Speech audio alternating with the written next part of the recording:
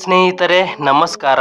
Zimbabwe ಮತ್ತು ಭಾರತ ನಡುವೆ ನಡೆದ ಎರಡನೇ ಟಿ20 ಪಂದ್ಯದಲ್ಲಿ ಟಾಸ್ ಗೆದ್ದ ಭಾರತ ತಂಡವು ಮೊದಲು ಬ್ಯಾಟಿಂಗ್ ಮಾಡಲು ಬರುತ್ತದೆ. ಸ್ನೇಹಿತರೆ, ಇಂಡಿಯನ್ ಪ್ರೀಮಿಯರ್ ಲೀಗ್ನಲ್ಲಿ ಸ್ಫೋಟಕ ಬ್ಯಾಟಿಂಗ್ಗೆ ಹೆಸರುವಾಸಿಯಾಗಿದ್ದ ಅಭಿಷೇಕ್ ಶರ್ಮಾ ಅವರು ತಮ್ಮ ಉತ್ತಮ ಪ್ರದರ್ಶನದಿಂದಲೇ ಟೀಂ ಇಂಡಿಯಾಗೆ ಪದಾರ್ಪಣೆಯನ್ನ ಮಾಡಿದ್ದರು. ಆದರೆ ಭವಿಷ್ಯದ ಆರಂಭಿಕ ಆಟಗಾರ ಎನಿಸಿಕೊಂಡಿದ್ದ ಪಂಜಾಬ್ನ ಈ ಯುವ ಆಟಗಾರ ಜಿಂಬಾಬ್ವೆ ವಿರುದ್ಧದ ಮೊದಲನೇ ಪಂದ್ಯದಲ್ಲಿ ಡಕ್ಔಟ್ ಆಗಿದ್ದರು. ಆದರೆ ಎರಡನೇ ಪಂದ್ಯದಲ್ಲೇ ಶತಕ ಸಿಡಿಸಿ ಅಬ್ಬರಿಸಿದ್ದಾರೆ. ಹೌದು ಸ್ನೇಹಿತರೆ, ಹರಾರೆ ಸ್ಪೋರ್ಟ್ಸ್ ಕ್ಲಬ್ನಲ್ಲಿ ನಡೆದ ಎರಡನೇ ಪಂದ್ಯದಲ್ಲಿ ಸಿಡಿಲಬ್ಬರದ ಬ್ಯಾಟಿಂಗ್ ಮಾಡುವ ಮೂಲಕ ಅಭಿಷೇಕ್ ಶರ್ಮಾ ಅವರು ಶತಕವನ್ನ ಸಿಡಿಸಿದ್ದಾರೆ. ಟಾಸ್ ಗೆದ್ದು ಬ್ಯಾಟಿಂಗ್ ಮಾಡಿದ ಭಾರತ ತಂಡವು ಈ ಪಂದ್ಯದಲ್ಲೂ ಉತ್ತಮ ಆರಂಭವನ್ನ ಪಡೆಯುವಲ್ಲಿ ವಿಫಲವಾಯಿತು. ಕೇವಲ 10 ರನ್ಗಳಿಗೆ ಶುಭಮ್ ಗಿಲ್ ಅವರು 2 ರನ್ ಗಳಿಸಿ ಔಟ್ ಆಗುತ್ತಾರೆ.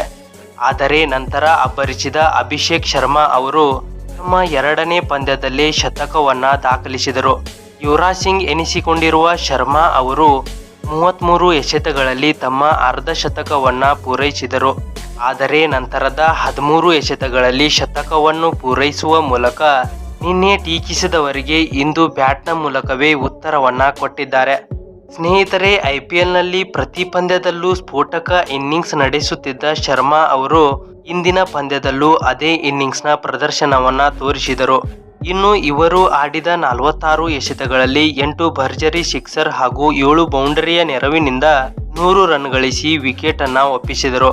ಇನ್ನು 14ನೇ ಓವರ್ನಲ್ಲಿ ವಿಕೆಟ್ ಒಪ್ಪಿಸುವ ಮುನ್ನ ಅಭಿಷೇಕ್ ಶರ್ಮಾ ಅವರು ಹ್ಯಾಟ್ರಿಕ್ ಸಿಕ್ಸರ್ಗಳನ್ನು ಸಿಡಿಸಿ ಶತಕವನ್ನ ಪೂರ್ಣಗೊಳಿಸಿದ್ದು ವಿಶೇಷವಾಗಿತ್ತು. ಸ್ನೇಹಿತರೆ, ಒಂದು ಹಂತದಲ್ಲಿ 10 ರನ್ಗಳಿಗೆ 1 ವಿಕೆಟ್ ಇದ್ದ ಟೀಂ ಇಂಡಿಯಾ ತಂಡವು 14 ರನ್ಗಳಿಗೆ 147 ರನ್ ಗಳಿಸಿತು. ಇದರಲ್ಲಿ ಅಭಿಷೇಕ್ ಶರ್ಮಾ ಅವರ ಶತಕ ಹಾಗೂ ಇವರ ಜೊತೆ ಉತ್ತಮ ಜೊತೆಯಾಟ ನೀಡುವ ಮೂಲಕ ಅರ್ಧ ಶತಕ ಸಿಡಿಸಿದ ಋತುರಾಜ್ ಗಾಯಕ್ವಾಡ್ ಅವರು ಆಡುತ್ತಿದ್ದರು. ಇನ್ನು ನಂತರ ಬಂದ ರಿಂಕು ಸಿಂಗ್ ಅವರು ಉತ್ತಮ ಸಿಕ್ಸರ್ಗಳ ಮೂಲಕ 48 ರನ್ಗಳನ್ನು ಗಳಿಸಿದರೆ ಋತುರಾಜ್ ಗಾಯಕ್ವಾಡ್ ಅವರು 77 ರನ್ಗಳನ್ನ ಗಳಿಸುತ್ತಾರೆ. ಹಾಗೆ ಟೀಂ ಇಂಡಿಯಾ ತಂಡವು ನಿಗದಿತ 20 ಓವರ್ಗಳಲ್ಲಿ ಭರ್ಜರಿ ಬ್ಯಾಟಿಂಗ್ ಮಾಡುವ ಮೂಲಕ 234 ರನ್ಗಳನ್ನ ಕಲೆ ಹಾಕುತ್ತದೆ. ಸ್ನೇಹಿತರೆ, ಇನ್ನು 235 ರನ್ಗಳ ಗುರಿಯನ್ನ ಬೆನ್ನತ್ತಿದ ಜಿಂಬಾಬ್ವೆ ತಂಡವು ಮೊದಲ ಓವರ್ನಲ್ಲೇ 1 ವಿಕೆಟ್ ಅನ್ನ ಕಳೆದುಕೊಳ್ಳುತ್ತದೆ. ಆದರೆ ನಂತರದ ಜಿಂಬಾಬ್ವೆ ತಂಡವು ಭರ್ಜರಿ ಬ್ಯಾಟಿಂಗ್ ಮಾಡುವ ಮೂಲಕ 2.5 ಓವರ್ಗಳಲ್ಲಿ 40 ರನ್ಗಳನ್ನ ಕಲೆ ಹಾಕುತ್ತದೆ. ಆದರೆ ತಮ್ಮ ಎರಡನೇ ಓವರ್ ಹಾಕಲು ಬಂದ ಮುಕೇಶ್ ಕುಮಾರ್ ಅವರು ತಮ್ಮ ಎರಡನೇ ವಿಕೆಟ್ ಅನ್ನ ಪಡೆಯುತ್ತಾರೆ. ಹಾಗೆ ಇದರ ನಂತರ ಜಿಂಬಾಬ್ವೆ ತಂಡದ ಯಾವ ಆಟಗಾರರು ಕೂಡ ಬ್ಯಾಟಿಂಗ್ ನಲ್ಲಿ ತಮ್ಮ ಆಟವನ್ನ ತೋರಿಸುವಲ್ಲಿ ವಿಫಲರಾಗುತ್ತಾರೆ. ಆದರೆ ಭಾರತ ತಂಡದ ಅತ್ಯುತ್ತಮ ಬೌಲಿಂಗ್ ಪ್ರದರ್ಶನದ ಮೂಲಕ ಅವೇಶ್ ಖಾನ್ ಹಾಗೂ ಮುಕೇಶ್ ಕುಮಾರ್ ಅವರು ತಲಾ 3 ವಿಕೆಟ್ಗಳನ್ನ ಪಡೆಯುತ್ತಾರೆ. ಹಾಗೆ ರವಿ ಬಿಷ್ಣೋಯಿ ಅವರು 2 ವಿಕೆಟ್ಗಳನ್ನ ಪಡೆದರೆ ವಾಷಿಂಗ್ಟನ್ ಸುಂದರ್ ಅವರು ಕೂಡ 1 ವಿಕೆಟ್ ಅನ್ನ ಪಡೆಯುತ್ತಾರೆ.